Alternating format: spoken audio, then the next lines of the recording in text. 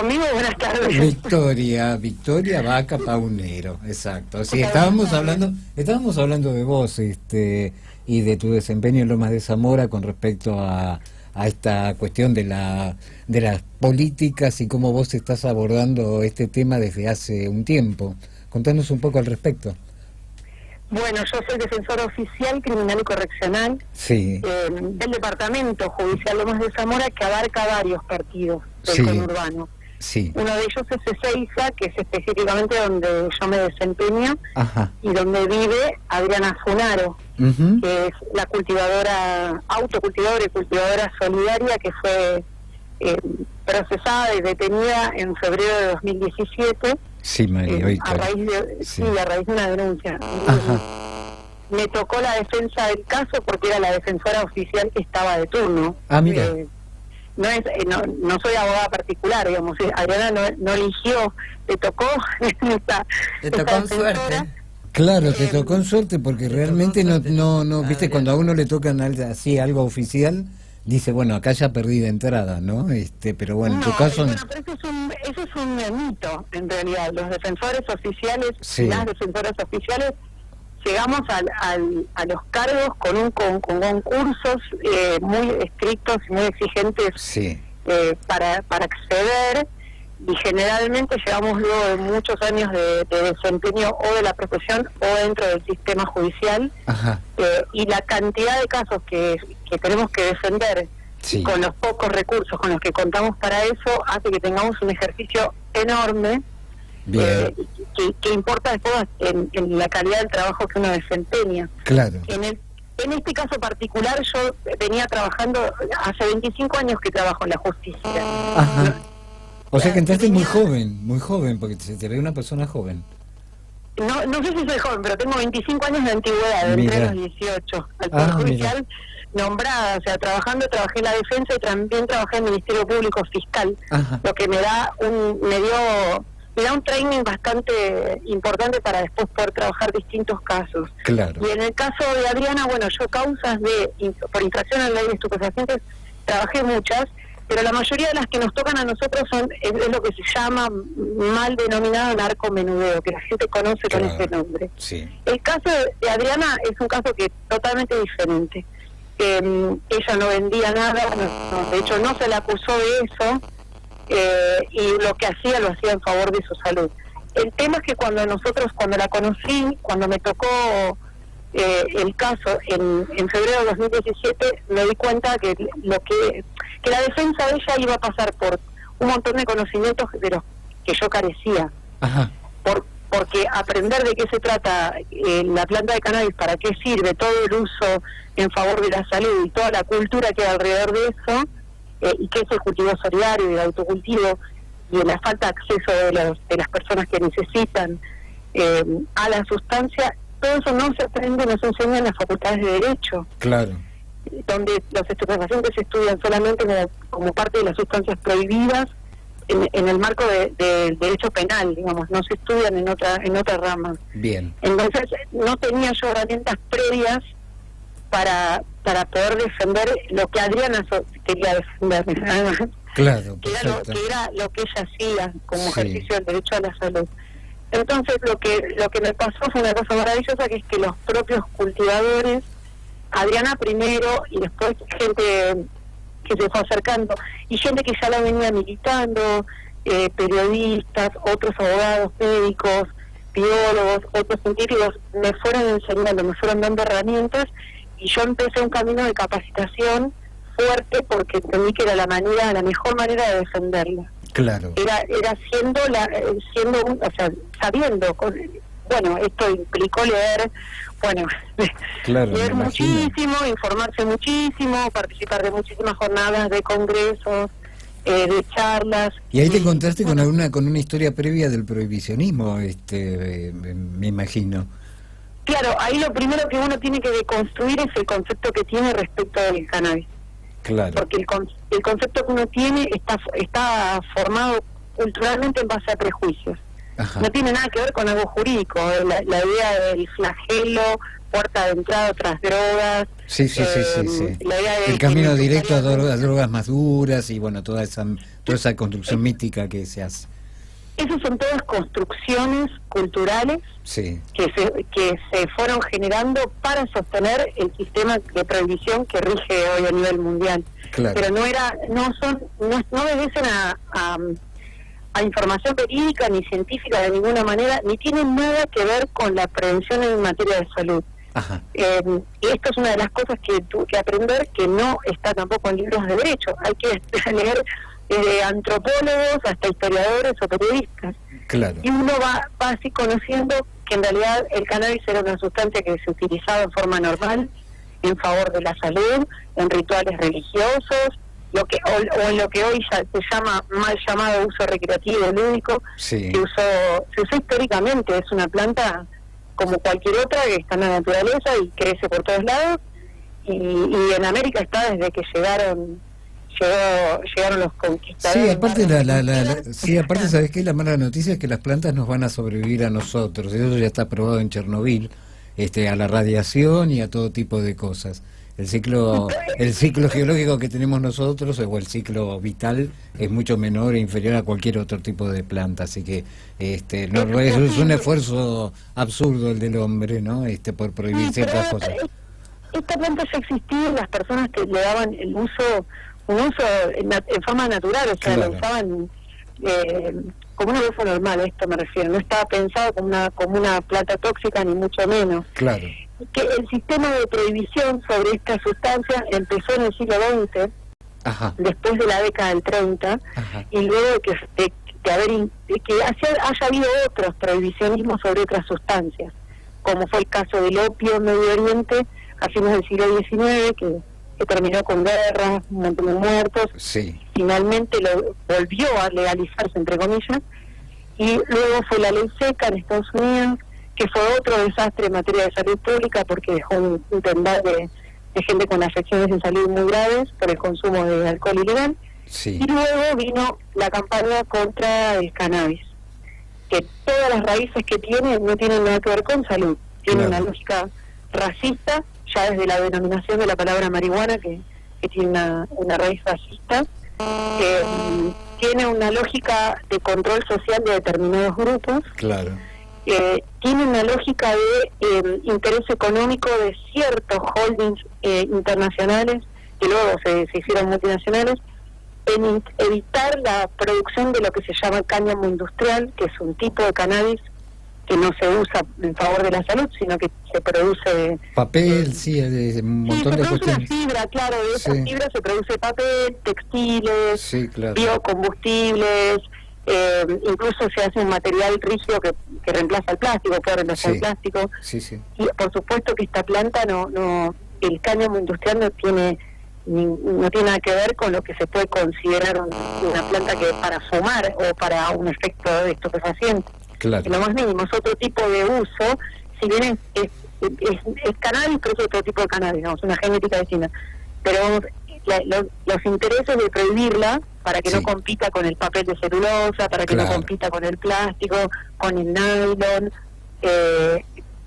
y sostuvieron económicamente las campañas prohibicionistas. Claro, había intereses, variados intereses, como para prohibir semejante facilidad de producción sustitutiva, ¿no?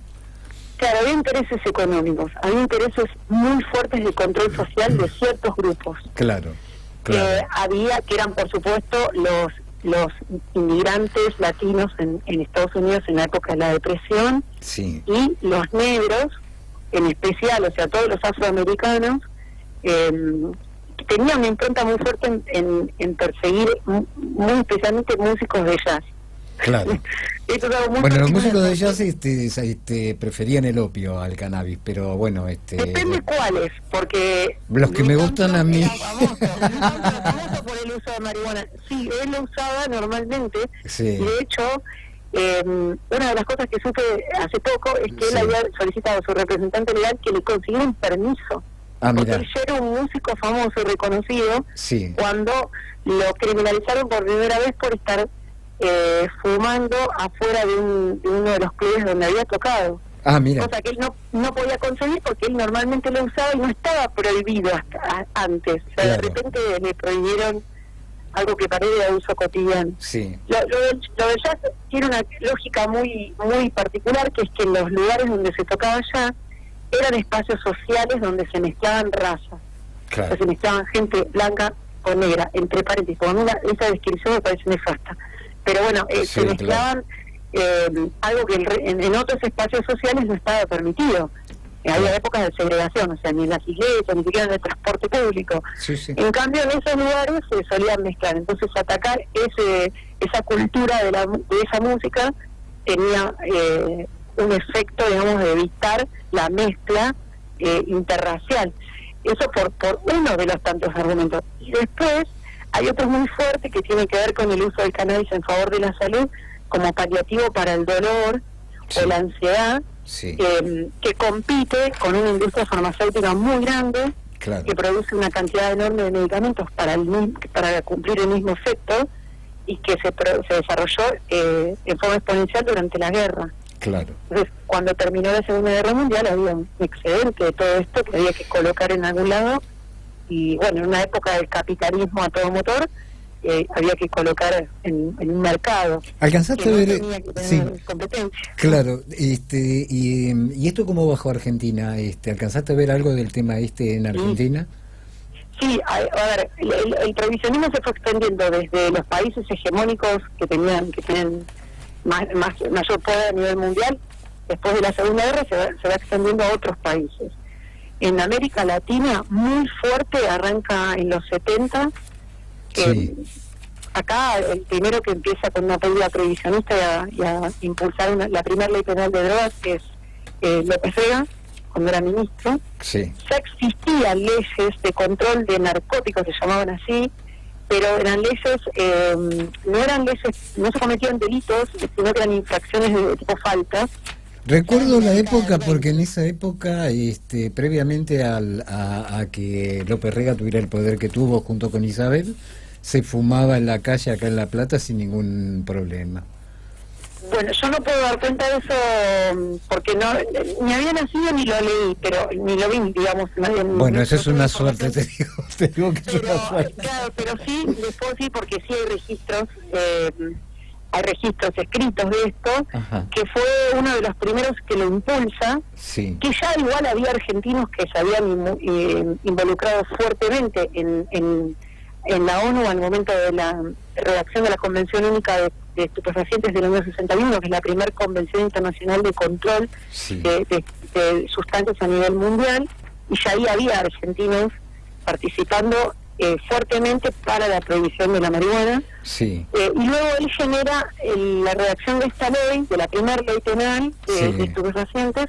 A la par, en la década del 70 en Estados Unidos, el gobierno de Nixon lanza lo que se llama la guerra contra las drogas. Claro. Y Y bueno, fueron creciendo las penas de la tenencia y Claro, del uso pasaron a ser personal. delito. Claro. Pasaron a ser delito y con penas muy elevadas. Sí, 6 La ley años. penal aparte acá. abarca Sí. ahora es de 4 a 15 son todas las infracciones del artículo 5.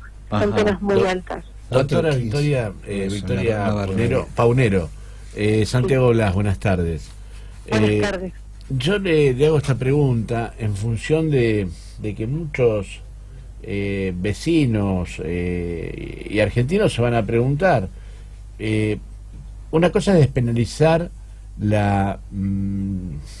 el cannabis medicinal y otra cosa es despenalizar el cannabis como para la parte recreativa. ¿Cómo ve usted esa situación? Lo que pasa es que aquí llama a ustedes penalizar. Digamos, Bueno. claro, o sea, no tener Cuando esté en problemas te llamo, Victoria. no, Claro, porque ahí la palabra despenalizar es medio compleja. Porque Claro, la palabra pero- despenalizar, a ver, porque los delitos, las leyes penales tienen varias partes. O sea, los tipos penales tienen varias partes. La parte de la pena es la última parte. usted me Si dice, usted sabe, despenalizar sería sacarle la parte de la pena que prevé la ley penal, pero en realidad la figura del delito sigue existiendo solo que no se le impone pena, que es lo que pasa hoy con un pedacito muy chiquito de la ley. Tal cual, pero usted cree que... la parte anterior, la intervención del Estado está. Usted entiende que... de la planta está. Usted entiende que el cannabis recreativo es para que cualquiera pueda estar fumando en la calle y que el otro que no le gusta lo vea, y cómo lo acepta, cómo es eso. Mientras no afecta a alguien. No, pero no. Primero y principal, no existen distintos cannabis, hay un solo cannabis. No, a ver. Hay un solo No distorsionemos. El tema es el siguiente. Yo digo, ando por la calle, voy caminando, como dijo recién mi compañero, en una época se fumaba por la calle. ¿Y por qué yo me tengo que fumar el humo del cannabis cuando por ahí puedo encontrar en la calle, y porque está despenalizado van a poder estar fumando? Eso es lo que quisiera ver, a ver cómo le busco el punto de equilibrio. Yo le diría, una cosa es como está hoy legislado, y yo ahí les voy a explicar cómo está legislado, y otra cosa es como yo, a título personal, creo que podría digamos, preverse de otra forma. Lo primero que hay que entender es que la Constitución Nacional protege las acciones de las personas cuando son en ámbito privado y no lesionan a terceros. Claro. Eso lo dijo Pianta acá. Claro, nada de lo que usted me está diciendo es ni en el ámbito privado ni no lesiona a terceros. Claro. O sea, si a mí alguien me está fumando al lado en la calle, si a mí me molesta, me está afectando y está en un ámbito público. Y usted imagínese si en la universidad de repente los chicos que van a la universidad, porque está todo liberado, pueden estar fumando tranquilamente, y uno pasa caminando por al lado y ¿qué dice? ¿Qué piensa? Claro, a ver, hoy no está liberado. Eso es una teoría, digamos, que es muy difícil utilizar sobre ese tipo de teorías. Hoy no está liberado. Hoy las tenencias están penadas con penas de cárcel. El consumo está bien. No está penado, pero puede haber intervención. A ver, hasta ahí está correcto. Ahora, claro, si vamos con la despenalización, yo le pido por favor que me desasne. Si vamos con la despenalización, ¿sí? Y la despenalización va a ser para la parte recreativa o para la parte medicinal. Yo creo que me indique eso. Mire, yo no... A ver, no vi proyectos de ley sobre despenalización. Ajá. Para ver cómo estarían previstos, no los vi. No me convence, a mí, como abogada, como defensor oficial, no me gustaría tener que el sistema, digamos, vaya a un sistema de despenalización, porque a ver, cuando las personas usan una sustancia en favor de su salud, la primera afectación de la intervención del Estado, del sistema penal, es cuando las privan de la sustancia. Si después tienen condena penal o no, eso será otro tema. Pero digamos, la intervención penal no es solamente meter preso o condenar. Hay un montón de afectaciones en los derechos de las personas con la mera intervención del sistema penal. En el caso del cannabis, si la persona lo está usando en favor de su salud, ya con el secuestro de la sustancia, la afectación de derechos es enorme, claro, porque la persona se le quita el acceso a algo que lo tiene como medicinal o que le mejora su calidad de vida. Entonces ya con esa sola intervención hay una afectación concreta que digamos que es el primer problema que tiene la persona. Pero lo medicinal se basa sobre el aceite o también es el recreativo. Medicinal, claro, pero yo no dije medicinal. Ojo, yo dije para la salud. Porque el concepto de medicinal es un concepto más restringido. Sexual. Es un concepto que puede estar más asociado a lo que es farmacológico. ¿Te puedo decir un piropo? Lo dice aceite. Usted habla de aceite. Fíjese que yo no dije aceite, yo dije siempre cannabis y usé la expresión para la salud. Bueno, la salud es más amplia. Claro. El concepto de salud es más amplio. Claro. El concepto de salud... Bien, o lo que me haga bien a mí, eso es una... Además existe y reconocimiento de la Corte en este sentido, la Corte Suprema Judicial de la Nación en este sentido, que las personas tienen derecho a elegir el tratamiento de su salud que prefieran. Claro. Eso... Usted como profesional, ¿qué me dice? ¿Cannabis sí, cannabis no? ¿Cómo? Usted como profesional, ¿qué me dice? ¿Cannabis sí, cannabis no? ¿Lucharía por la aceptación de la modificación de la ley? A ver, para mí hoy la ley penal de estupefacientes lo que está trayendo en este punto es persecución y criminalización de personas cuyo uso es en favor de la salud. Esto es lo que está trayendo hoy la ley penal. ¿Por qué? Porque la ley no distingue, a ver, si bien habla de para producir estupefacientes, la realidad es que hasta que los jueces o los fiscales cuando intervienen no saben si la persona lo tiene para producir estupefacientes o no. Y ante la duda, secuestran y después se fijan.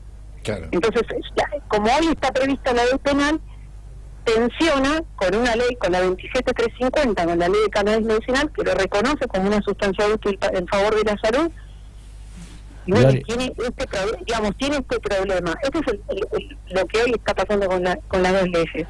La gente, además, desde que existe la ley 27350, y que tiene mucha publicidad en los medios, que existe una ley de cannabis medicinal, etc. Digo medicinal porque esa ley usa esa expresión. Sí. La gente minimiza los riesgos, o sea, cree que está permitido, que puede tener todo, cree que que cultiva como un derecho, etcétera, etcétera, y lo que no está pasando es, o sea, no es eso lo que en realidad pasa legalmente, y el sistema penal sigue trabajando. Entonces las personas cultivan más, ¿qué opinas, todos siguen estando sujetos a la ley penal, porque la ley penal no está modificada. ¿Qué opinas, Gloria, de esto? Gloria Juárez.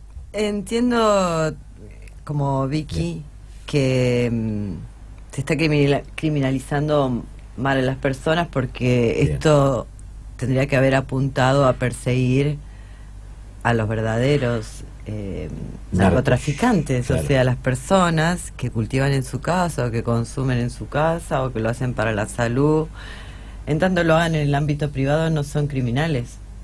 Claro. Entonces está mal dirigida la persecución, y como dice ella, esto está enmarcado en otros objetivos, ¿no? O está desvirtuado, o fuimos atravesados por el prohibicionismo. Por eso me encanta que ella cuente el prohibicionismo, porque en realidad todo esto fue una construcción. Acabo de estar con un compañero mismo de mi agrupación y le cuento que yo tengo mi receta ya de que como usuaria de cannabis, y él me dice, yo no me animo a decirle a mi médico, y digo, qué tremendo, porque somos militantes y vos, militante, estás atravesado sin querer, no te das cuenta que diciendo esto, claro, vos estás siendo atravesado por este prohibicionismo. Claro, por este discurso que está bastante afincado. Bueno, a ver, López Rega no fue un sujeto en particular fácil, digamos, en la historia para tener una idea concreta de lo que es prohibir. Fácil. Prohibir y digamos eliminar. Que fue nefasto para la historia. Claro, o sea, prohibir y eliminar, ¿no es cierto? O sea, iban de la mano, me parece. Sí, igual si me permiten algo que es importante resaltar, la ley que rige hoy en Argentina existe desde el año 89. Ajá. La realidad es que en el año 89 no existía el debate sobre el uso en favor de la salud del cannabis. Claro. Esto es una cosa bastante reciente. Claro. Y la sanción de la 27.350 es de marzo del 2017. Claro. También es reciente, y la propia comunidad médica y científica recién está aprendiendo sobre esto a la par del resto de la sociedad. Los usuarios y usuarias nos llevan la delantera por bastante tiempo. Pero que no te quepa duda, y los paraguayos ni hablar. No, los usuarios en favor de la salud, sí, hay claro, gente usando hace muchos años y que la tiene clarísima, pero la comunidad científica y el sistema legislativo lo están recién incorporando, lo mismo la justicia recién lo están incorporando. Claro. Y cuesta porque el paradigma original es cultural, o sea, desde que uno es chiquito asume que esto es algo moralmente reprochable, dañino, tóxico. Entonces no es romper solamente no es romper una lógica profesional. Sí. No es que, a ver, nosotros los abogados, ¿qué nos pasa? Nos modifican una ley o nos crean otro procedimiento, tenemos que aprender la ley nueva, el procedimiento nuevo, ¿sí? Claro. Cuesta un poquito, pero bueno, es simplemente hacer una modificación en nuestro entrenamiento profesional. Claro. Pero esto es moral. Entonces lo que tengo que desarmar es mucho más que leer una ley nueva. Claro. Es desarmar un concepto con el que he vivido toda la vida, y eso es mucho más complejo. Lleva un proceso distinto. Entonces, esto es lo que hoy está pasando. Por supuesto, la ley, a la luz de lo que hoy está, de lo que hoy se sabe sobre el cannabis para la salud, y la ley está un poco está obsoleta en ese aspecto, o exige algún tipo de ayornamiento. Por lo menos ponerla en debate. Sí, claro. ¿Cómo se interpela? O Claro, o generar un sistema de protección de derechos para el usuario en favor de la salud con otra ley que los quite, digamos, de la órbita penal, que es lo que se intentó hacer con la 27350. Ajá. Lo que pasa es que el artículo, que es el octavo, que es el artículo de esa ley, que generaba la posibilidad de un registro donde las personas se pueden inscribir, se podrían inscribir para tener la autorización del Estado y el acceso a la sustancia, es un artículo que no está reglamentado. Claro. Entonces, esa política pública concreta no está. Sí. Hasta ahora. Muy típico de las leyes en Argentina no reglamentarlas. No sé, yo no diría eso en general. Además, no, al menos el ambiente, que es algo que... Sí. No puedo hablar en general, pero en esta ley lo que pasa es esto, o sea, sí, la gente fue al Congreso a pedir una protección teniendo en cuenta que existe la ley penal. Claro. Y es una ley que en definitiva está para perseguir el narcotráfico, claro. No está pensada para perseguir una mamá que le hace aceite a un chiquito con epilepsia, no está pensado para eso, digamos, pero que en la práctica termina operando así porque, bueno, en definitiva el quinto A prohíbe el cultivo. Entonces la planta puesta en tierra parecería por lo menos un indicio de quinto A. Bueno. Así es como trabaja la justicia. Pero bueno, está esta otra ley. Estamos en la voz de la doctora Victoria Vaca Paunero. Hábil declarante, digo yo. Aparte de hábil declarante. Doctora, bueno, le agradecemos muchísimo la participación y la instrucción en cuanto a que nos dio en cuanto a la ley del cannabis. Sí, nos quedaron cosas por preguntar. Quedaron cosas para preguntar, Te ¿no? vamos a volver a llamar y probablemente a que participes en un congreso que estamos armando próximamente. Sí, un congreso de 3 días, así que ahí vamos a tener... Imagínese 3 días fumando cannabis. Claro, No, con el gobernador.